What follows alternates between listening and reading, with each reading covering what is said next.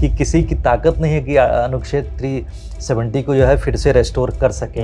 ख्वाजा आसिफ जी, Pakistani TV channel के साथ interview में उन्होंने इस तरह की बात कही जैसा आपने बताया। जी, उनका मानना है कि नेशनल कॉन्फ्रेंस और कांग्रेस पार्टी का जो रुख है 370 और 35A के ऊपर, उससे काफ़ी कुछ वो लोग उसी तरह से वो भी सहमत हैं। इंजीनियर राशिद की जो कंस्टिट्यूंसी हुआ करती थी उस पे जो है उन्होंने फ्रेंडली फाइट की बात कर जी। दी है।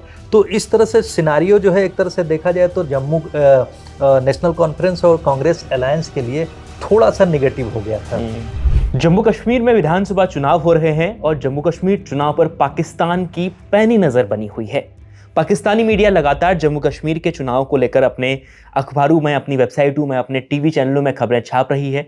इसके अलावा पाकिस्तान के एक रक्षा मंत्री हैं, उन्होंने भी कश्मीर को लेकर खासतौर पर 370 को लेकर आज बयान दिया।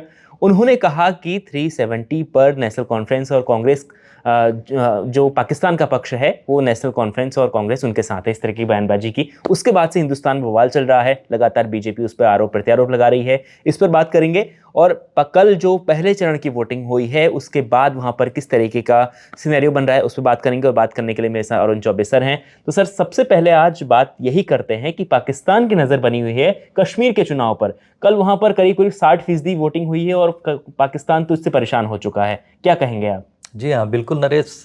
जिस तरह से जम्मू कश्मीर के फर्स्ट फेज में 61% के आसपास जो वोटिंग हुई है, उससे पाकिस्तान का बौखलाना जो है जाहिर है। जी, और उसमें जो उनके रक्षा मंत्री हैं ख्वाजा आसिफ, जी, पाकिस्तानी टीवी चैनल के साथ इंटरव्यू में उन्होंने इस तरह की बात कही जैसा आपने बताया। जी, उनका मानना है कि नेशनल कॉन्फ्रेंस और कांग्रेस पार्टी का जो रुख है 370 और 35A के ऊपर, उससे काफ़ी कुछ वो लोग उसी तरह से वो भी सहमत हैं। जी। और उनका दूसरा स्टेटमेंट जब उनसे पूछा गया कि क्या ये संभव है कि उसको रेस्टोर कर लिया जाएगा जिस तरह से कांग्रेस पार्टी और नेशनल कॉन्फ्रेंस कह रही है चुनाव में, जी, तो उन्होंने कहा कि बिल्कुल वो लोग करेंगे, क्योंकि जिस तरह से कांग्रेस पार्टी जो है एक राष्ट्रीय पार्टी है और उनकी सरकार राज्य में बनने की उम्मीद है पूरी तरह से।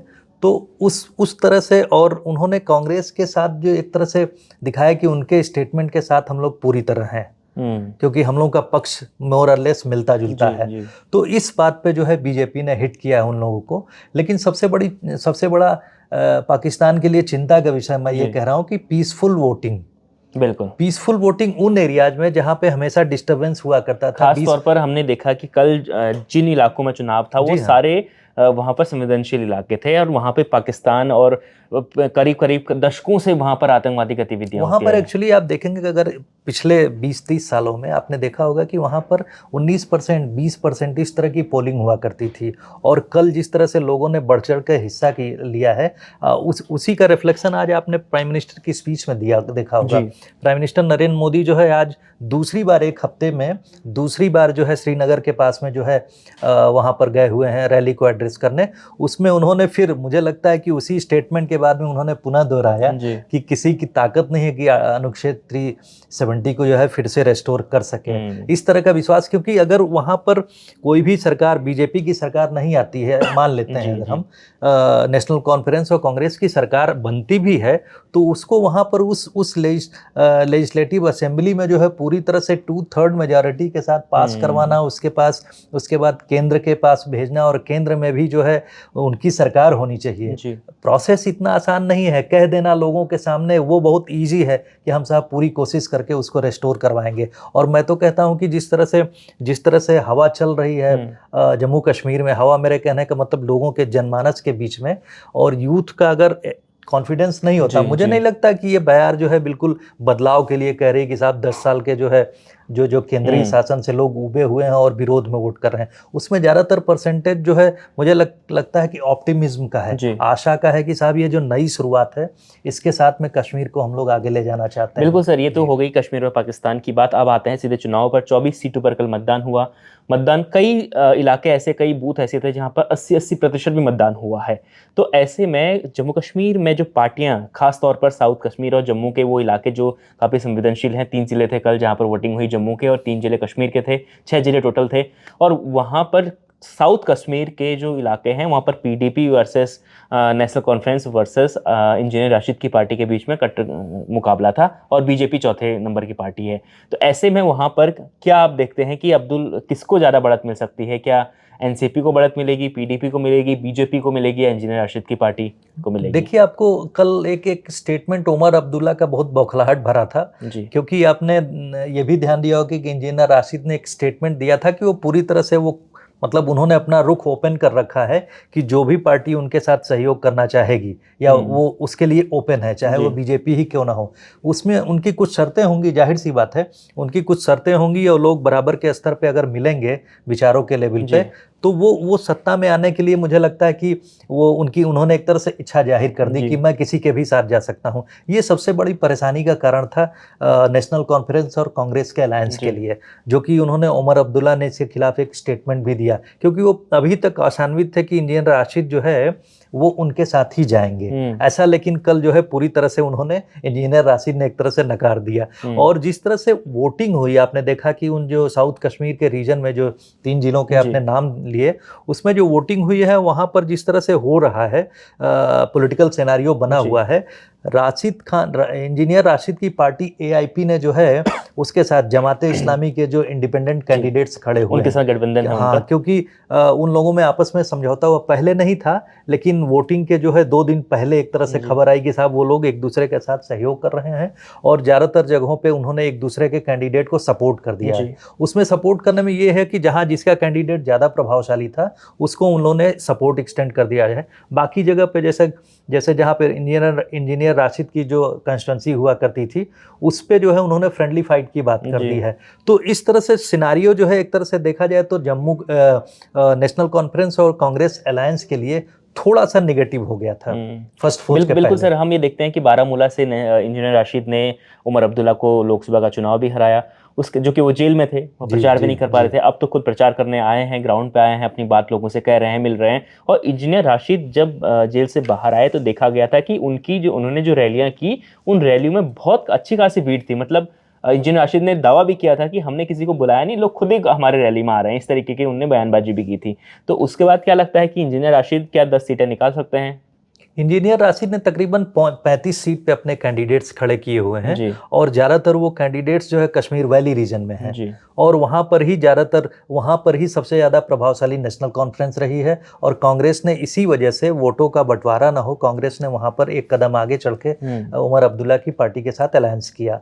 वो अलायंस सक्सेसफुल हो सकता था अगर बीच में जो है इंजीनियर राशिद के कैंडिडेट्स न कूदते और जमात इस्लामी जो 10 सीट पर लड़ रही है। तो इंजीनियर राशिद ने एक तरह से जो जिस तरह से वोटिंग का पैटर्न था उसको बहुत कुछ प्रभावित करते हुए नजर आ रहे हैं, क्योंकि आपने उनकी रैलीज का रेफरेंस दिया, यूथ सेगमेंट जिस तरह से वो फायरी स्पीकर हैं, आपने देखा होगा उनकी स्पीचेस सुनी होगी, तो बहुत फायरी स्पीकर हैं और वो कश्मीरियत के नाम पे लोगों को बहुत मतलब एक तरह से एग्रेशन के साथ जो है उनमें संचार करते हैं। बोलने के तरीके में भी कश्मीरियत जो झलकती है उस तरीके से बातचीत करते हैं। इसीलिए उनकी पर्सनालिटी थोड़ी सी वैसी है, पर्सनालिटी, क्योंकि उन्होंने संघर्ष किया अपनी कश्मीर और उसके लिए जो सैक्रिफाइस की बात करते हैं कि मैंने अपने जीवन को, जब लोग उनको देख के लगता भी है सर कि वो ग्राउंड के नेता हैं। क्योंकि हम अगर नेशनल कॉन्फ्रेंस को देखें या हम पीडीपी को देखें तो एक तरीके से इन पार्टियों में परिवारवाद दिखता है, इन पार्टियों में एक बड़ा परिवार दिखता है और एक तरीके से कहते हैं ना कि वो जो रहीसियत जो ग्रास रूट लेवल की जो फाइट होती है, कंटेस्ट होता है,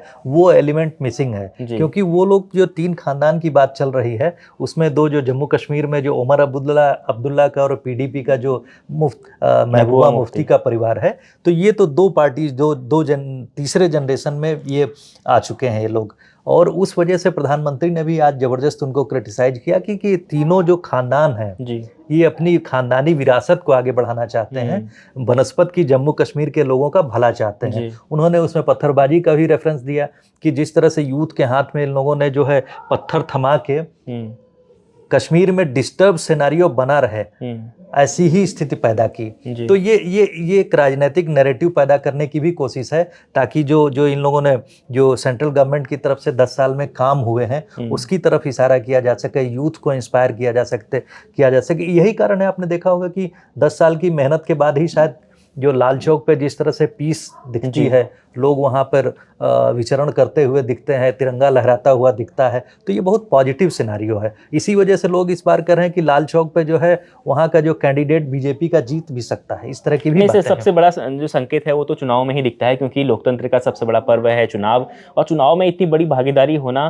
करीब करीब, क्योंकि हम ये मान के चलते हैं कि जहाँ भी चुनाव होते हैं तो अगर 60-70% मतदान होता है तो उसको लगभग लगभग आप 80-90% मानिए, क्योंकि वहाँ पर लोग नौकरी के लिए बाहर रहते हैं। बहुत सारे लोग ऐसे होते हैं जो वोट के लिए देने के लिए नहीं आ पाते हैं, वो वोट करना चाहते हैं लेकिन वो आ नहीं पाते हैं। जैसे हमारी मजबूरी, हम लोग दिल्ली में नौकरी करते हैं, मान लीजिए चुनाव हो गए तो हम जा नहीं पाते, तो हमारा वोट मिसिंग हो गया।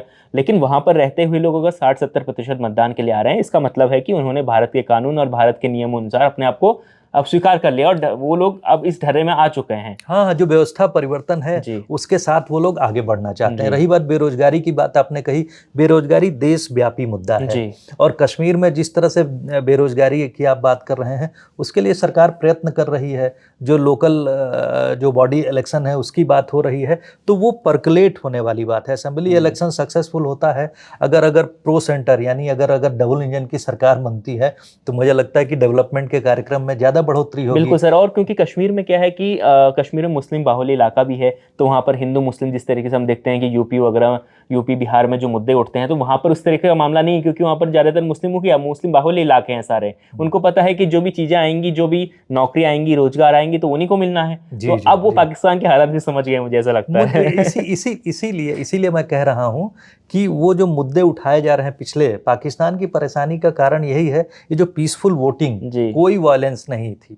और जबकि उन्होंने उसके पहले जो है, आपने जो देखा होगा कि जो बॉर्डर एरियाज में पाकिस्तान के जो आतंकवादी क्योंकि कब्जे से जो हथियार पकड़े गए, उनके एलिमिनेशन के बाद में वो मोस्ट एडवांस राइफल्स थी, उस तरह का पूरा जखीरा पकड़ा गया। इसका मतलब ये हुआ कि उन लोगों ने कोशिश पूरी की थी, जिसको जो भारतीय सेना ने एक तरह से उसको न्यूट्रलाइज कर दिया, उस कोशिश को ही न्यूट्रलाइज कर दिया। तो सक्सेसफुल तरीके से जो चुनाव हो रहा है जम्मू कश्मीर का, उसमें एक नई दिशा में जो है, परिवर्तन की दिशा में मुझे लगता है वहाँ का यूथ सेगमेंट या वोटर्स जो है कंट्रीब्यूट कर रहा है पॉजिटिव डायरेक्शन में। जी, तो देखिए, जम्मू कश्मीर में एक चरण का चुनाव तो संपन्न हो गया है, वोटिंग हो गई है।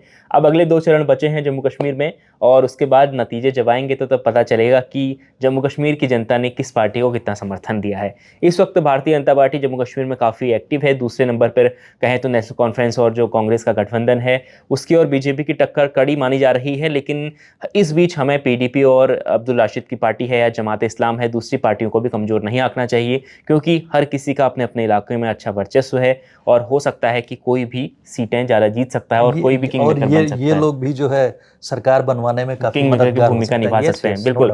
तो आज के हमारे इस डिस्कशन में आपकी क्या राय है, आप बताएं। और कश्मीर में कल आपने देखा होगा कि पहले चरण का चुनाव संपन्न हुआ है, तो कश्मीर को लेकर आपकी क्या राय है? जिस तरीके से कश्मीर में बदलाव हो रहे हैं, चुनाव को लेकर जो बहुत अच्छी खबर आई है, उस वोटिंग को लेकर जो अच्छी खबर आई है, उस पर आपकी क्या राय है, कमेंट कर जरूर बताएं। और रोजाना देखते रहें पोल पंच और इंडिया.com, देखते रहिए इंडिया.com। बहुत बहुत शुक्रिया।